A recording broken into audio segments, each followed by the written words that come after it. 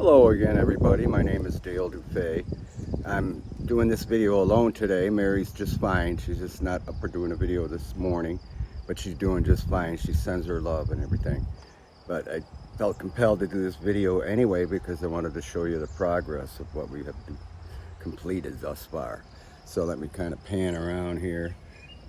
First of all, I tuck pointed all the joints here. You can see they're tooled really nice. All this excess will come right off. Plus the mortar turns whiter and whiter as it cures. It'll actually eventually be this white. But it's tuck pointed, every single joint. There's 94 of them.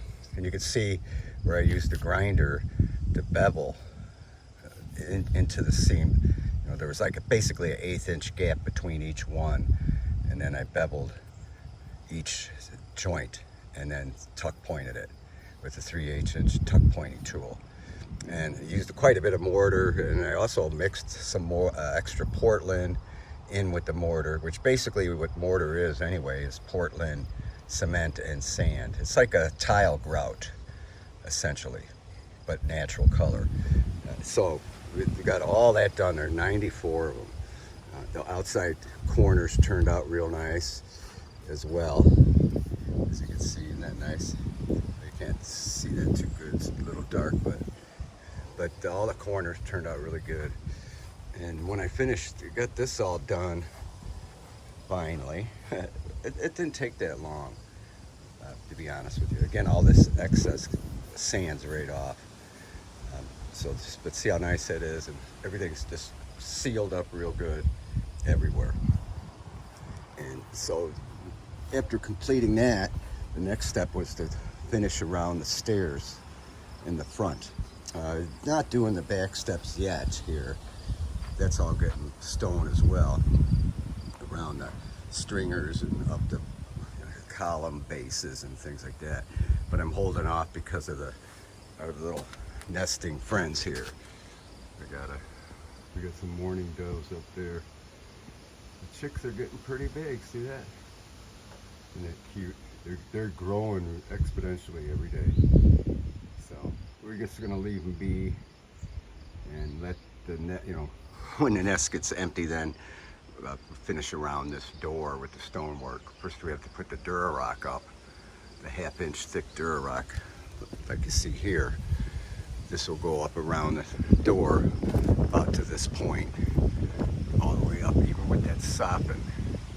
Where that soffit is, comes straight down, and then above the door will be all stone, and around the stair stringers here and everything, of course. But let's go around to the front and show you what I've gotten done thus far.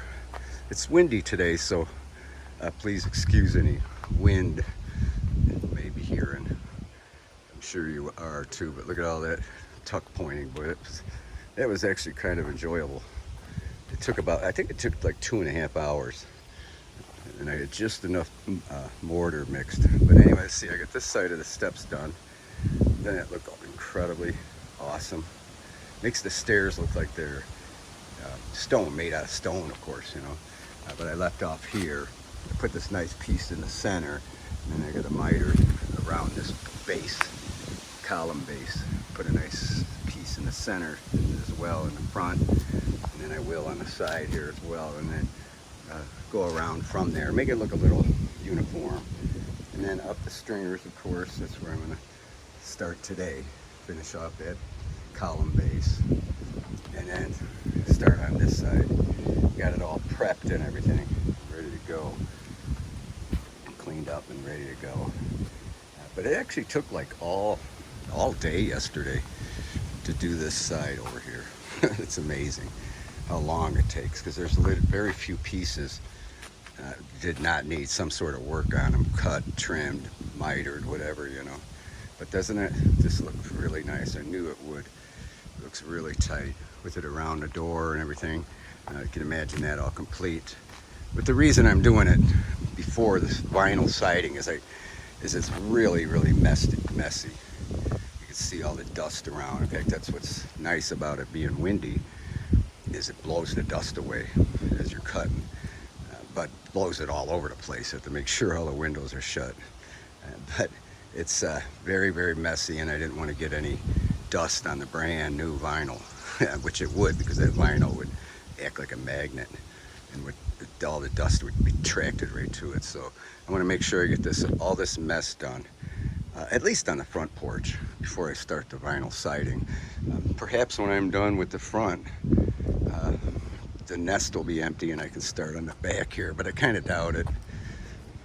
The nest, they'll probably still be nesting up there, but I also have to do is replace this cement. I'm not happy with the cement cap.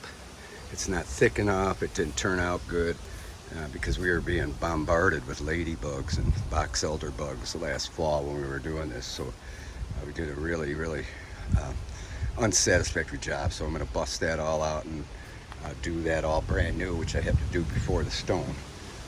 It shouldn't be too much, and then we have to form it all out and pour all new concrete and whatnot.